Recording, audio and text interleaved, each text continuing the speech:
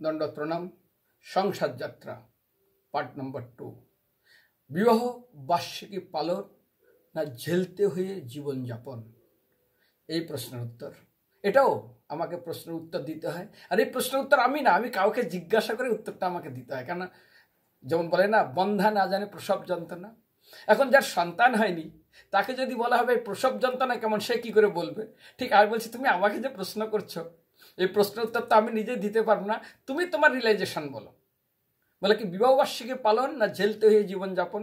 তার মানে আমি কয়েকদিন আগে আমার এক মন্দিরে এখানে তারা বিবাহবার্ষিকী পালন করার জন্য এসছে।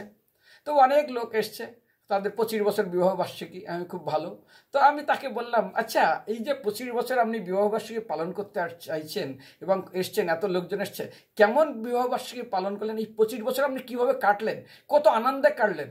বলছে, প্রভু 25 বছর আমার ঝেলতে হয়ে জীবনযাপন। এই যে 25 বছর আমি কত কষ্ট করেছি, কত সহ্য করেছি, সে জগতে কেউ জানে না, শুধু আমিই জানি। ঠিক সেরকমই আমি বললাম, এই প্রশ্ন উত্তর আমাকে দিলে হবে না।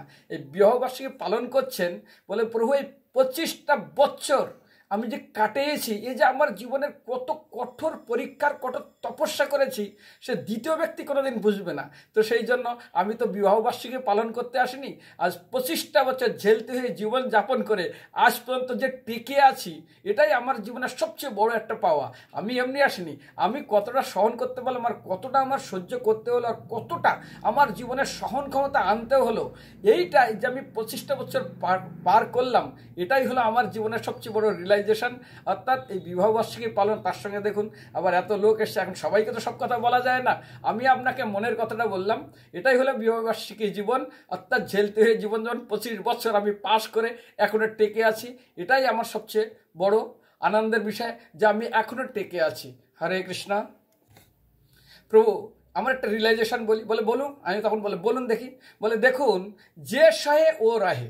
এই আধ্যাত্মিক জীবনে আর এই সংসারিক জীবনে দুটাই ক্ষেত্রে যে সহন করে সে এখানে টিকে থাকে। যেমন আমরা দেখবেন, এই দাঁত আছে আমাদের 36টা, আর জিহ্বা আছে। দাঁতে যদি কোনো কিছু বেঁধে যায়, কোনো কিছু হয়, জিহ্বা বারবার গিয়ে সেখানে দাঁতে যাবে, সেটা ছাড়ানোর চেষ্টা করবে, তাকে সুন্দরভাবে সোহাগ দেওয়ার চেষ্টা করবে।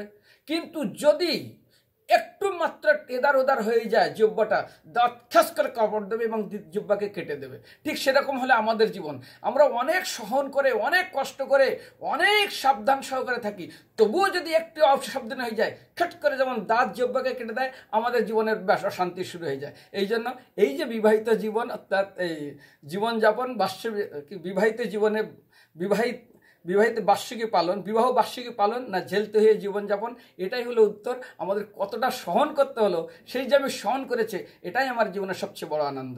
হরে কৃষ্ণ।